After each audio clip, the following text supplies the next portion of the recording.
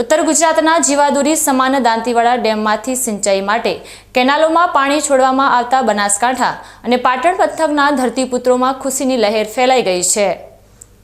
રવિ સિઝનની શરૂઆતે જ જે ડેમ આધારિત ખેતી કરતા ખેડૂતો માટે આ પાણી જીવનદાયી સાબિત થવાનું છે, જે લાંબા સમયથી સિંચાઈના પાણીની કાગડોળે રાહ જોઈ રહ્યા હતા। શિયાળુ પાકના વાવેતર સમયે જ પાણી મળતા હવે ખેડૂતોમાં નવી આશાનો સંચાર થયો છે અને આ નિર્ણયથી કૃષિ ઉત્પાદનમાં મોટો ફાયદો થવાની વકી છે।